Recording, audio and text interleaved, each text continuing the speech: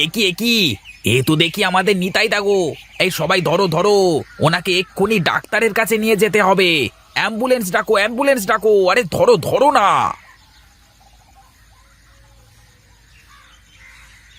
আহারে, বাড়িতে ছোট ছেলেটা বউটা অসহায় হয়ে গেল গো। বিধাতার এ কেমন খেলা! আমারে কি সর্বনাশ হলো রে! কত করে বলেছি বাইরে বেরোনোর সময় রাস্তাঘাট একটু ভালো করে দেখে শুনে পার হতে, শুনলো না আমার কথা। বৌদি, এখানে বেশি কান্নাকাটি করবার দরকার নেই। আর তুমি যদি এভাবে ভেঙে পড়ো তাহলে তপুর কি হবে বলো দেখি। এখন আমি কি করব দাদা? ছোট্ট ছেলেটাকে নিয়ে কোথায় যাব? কার কাছে হাত পাতবো? আমি বলি কি বৌদি, আগে নিতাইদাকে একটু সুস্থ করে বাড়িতে নিয়ে গিয়ে তারপর ভাবা যাবে। তুমি বেশি চিন্তা করো না, আমরা তো আছি নাকি। ঘরে চাল ডাল কিচ্ছু নেই। ছেলেটা যে একটু পরে খেতে চাইবে, ওর মুখে দুমুঠো খাবার তুলে দেব সে সামর্থ্য যে নেই আমার বিনয়দা। বৌদি, তুমি কান্নাকাটি করো না, এখানে বসো। আমি তপুর জন্য কিছু খাবার আর দাদার জন্য ওষুধ নিয়ে আসি। মা, ও মা, বাবার কি হয়েছে? বাবা কথা বলে না কেন? তোমার বাবা একটু অসুস্থ বাবা, 2-1 দিনের মধ্যেই সুস্থ হয়ে যাবে। বাবা আমার সাথে কথা বলবে তো? হ্যাঁ রে বাবা, সুস্থ হলেই কথা বলতে পারবে। তোমাদের তোমাদের অনেক কষ্ট দিয়ে ফেললাম গিন্নি, আমাকে তোমরা মাপ করে দিও। ওগো, অমন করে বলো না তুমি। আমি তোমাকে কতবার করে বলেছি রাস্তাঘাটে চলার সময় চোখ কান খোলা রেখে চলবে। আমার কথা শুনলে কি আর আজ এই দিন দেখা লাগতো তোমার? কি করব বলো গিন্নি, পেছন থেকে গাড়িটা শোঁ করে চলে আসলো, আমার কিছু করবার ছিল না। বাবা, তোমাকে যে গাড়ি মেরে দিয়েছে সেই গাড়িওয়ালাকে আমি পুলিশে ধরিয়ে দেব। না বাবা, গাড়িওয়ালার কি দোষ? হয়তো গাড়ির ব্রেক ভালো ছিল না। তুমি মন দিয়ে লেখাপড়া করো বাবা। ওগো, ঘরে যে চাল ডাল কিছুই নেই, ছেলেটাকে নিয়ে এখন কি করে চলবো? আমার তো কিছুই মাথায় আসছে না গো। তারপর তোমার এখন কি অবস্থা দাদা? এখন একটু ভালো রে ভাই। বস বস, গিন্নি ওকে বসতে দাও। বৌদি, এই নাও, ফলগুলো রাখো।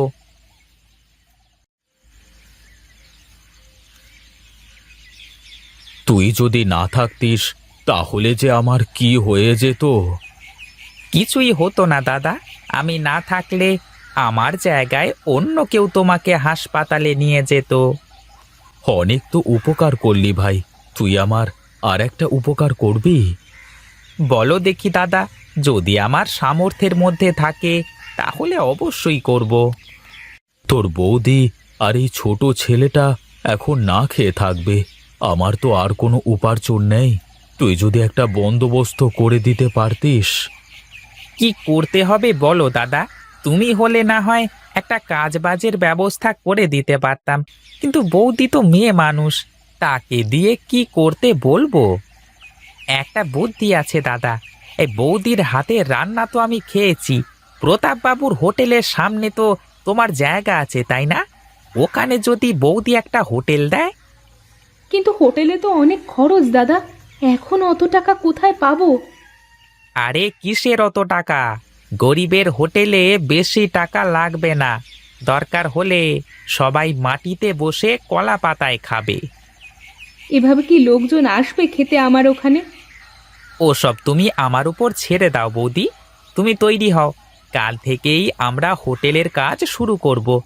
এখন তাহলে আমরা উঠি। কিছু মুখে দিয়ে যাও ভাই। না বৌদি, এখন আর কিছুই মুখে দেব না, অন্য দিন খাবো।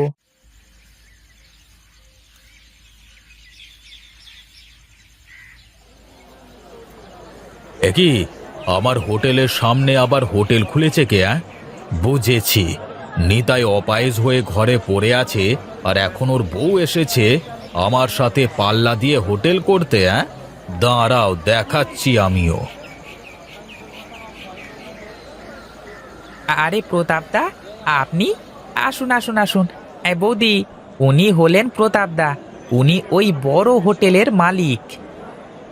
বেশ বেশ, একা একা ব্যবসা করতে তেমন ভালো লাগতো না। এখন একজন প্রতিবেশী তো আসলো। আশীর্বাদ করবেন দাদা, যেন আমরাও আপনার মতো বড় হতে পারি। হ্যাঁ হ্যাঁ, তা তো করবই, কিন্তু তোমার তো কোনো চেয়ার টেবিল দেখছি না। মানুষকে বসতে দেবে কোথায় শুনি? শুরু করি আগে, তারপর দেখব দাদা। এখন আপাতত নিচে বসেই খাবে সবাই। তা আবার হয় নাকি? খরিদ্দার কি আর ওই নিচে বসে খাবার খাবে? খাবে দাদা, আর তাছাড়া এখন আমার চেয়ার টেবিল বসানোর মতো পরিবেশ নেই, সবই তো জানেন বোধহয়। হ্যাঁ, তা তো জানি।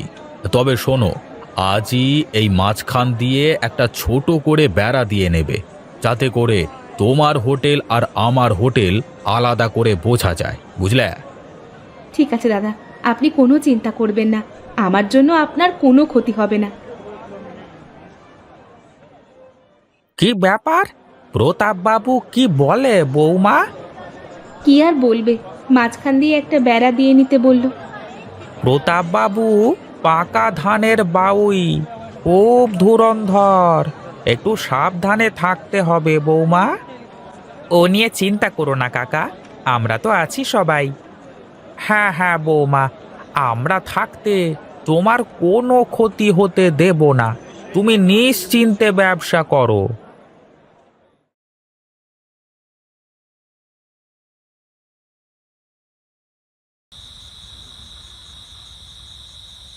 কি গো, তোমার কি হোটেলের কাজ শেষ? হ্যাঁ গো, আপাতত সব কাজ শেষ। কাল থেকে রান্না শুরু করব, দেখা যাক কি হয়। রামু কাকা খুব ভালো মানুষ, তুমি কোনো চিন্তা করো না, দেখবে সব ঠিক হয়ে যাবে। আমি কোনো চিন্তা করছি না গো, তুমি তাড়াতাড়ি সুস্থ হয়ে উঠলেই আমার সব চিন্তা দূর হয়ে যাবে। তুমি যেভাবে দিন রাত আমাকে সেবা করছো, তাতে করে দেখো আমি কয়েকদিনের মধ্যেই সুস্থ হয়ে যাব। মা, আর খাবো না আমি। আর একটু বাবা, এই তো আর একটু। খেতে না চাইলে জোর করে খাওয়ানোর দরকার নেই গিন্নি। ঠিক আছে, তাহলে এখন চুপচাপ বাবার পাশে গিয়ে শুয়ে পড়ো।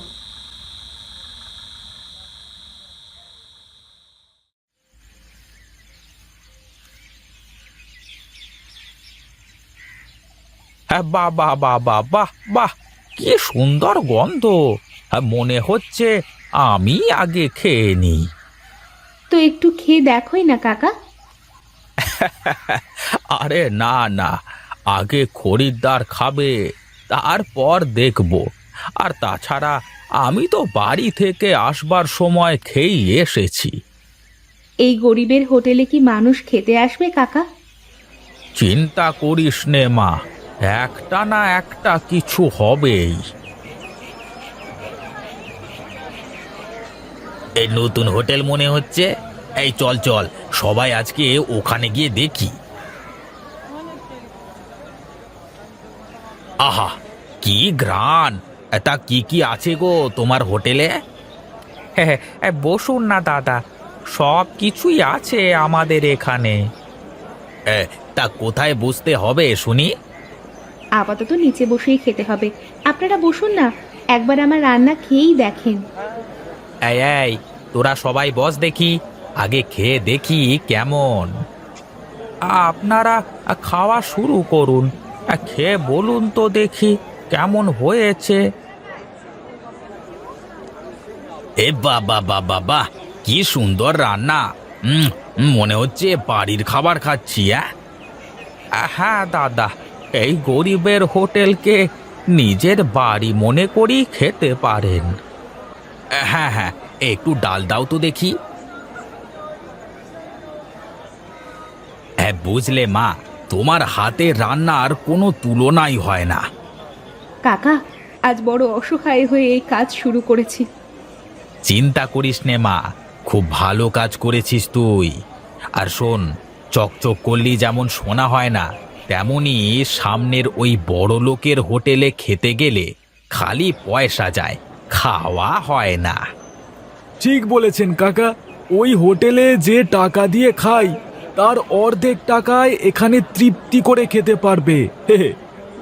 হ্যাঁ হ্যাঁ, এখন থেকে সবাই এখানেই খেতে আসবে। এখন তাহলে আমি চলি, কেমন? তারপর বৌদি, কেমন চলছে ব্যবসা?